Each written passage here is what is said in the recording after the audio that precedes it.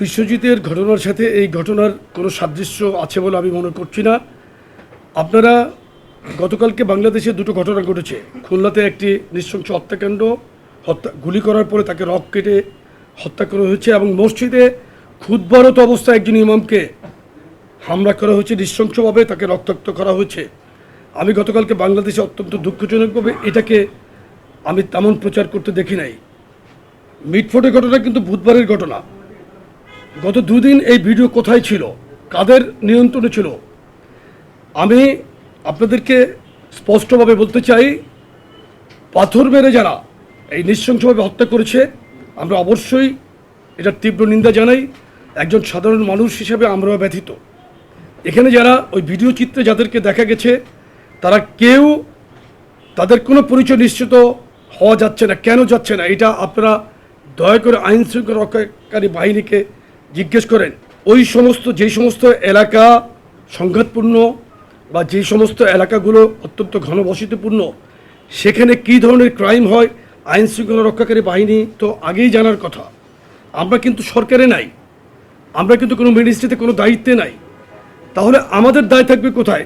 আমরা তো সংগঠনের সর্বোচ্চ সাংগঠনিক শক্তি কিন্তু আমরা প্রয়োগ করছি। আমরা পুলিশকে, আইন শৃঙ্খলা রক্ষাকারী বাহিনীকে উদাত্ত আহ্বান জানাচ্ছি।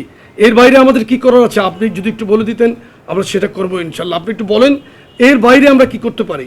আমরা তো কোনো মব তৈরি করতে পারি না। আপনি কি বলেন যে যারা এখন মব তৈরি করছে তাদের মতো আমরা গিয়ে 5,000 লোক নিয়ে তারা ঘেরাও করে একটা মব তৈরি করি? এটা কি পসিবল?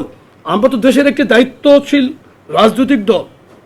গত 3 দিন আগে স্ট্র্যাটেজি অ্যান্ড পলিসি ফোরাম একটি রিপোর্ট করেছে যে আমাদের 4টি বিভাগীয় তারুণ্যের সমাবেশ আপনার 95.66% 95.66 ভাগ লোক এটাকে ইতিবাচকভাবে মত দিয়েছে এবং বাংলাদেশের রাজনীতির গতিপথ পজিটিভলি নতুন ধাপে উন্নীত হয়েছে। এই ঘটনার পরেই দেখলাম যে এই ঘটনা বুধবারের গতকালকে এটা খুবই সূক্ষ্মভাবেই কোনো একটি জায়গার থেকে কোনো এজেন্ডা বাস্তবায়নের জন্য কি এটা গতকালকে এভাবে প্রচার করা হয়েছে কি না সেটা আমি জানি না। সন্দেহ যাচ্ছে। কিন্তু আপনারা এখানে যুবদলের দায় করছেন কেন?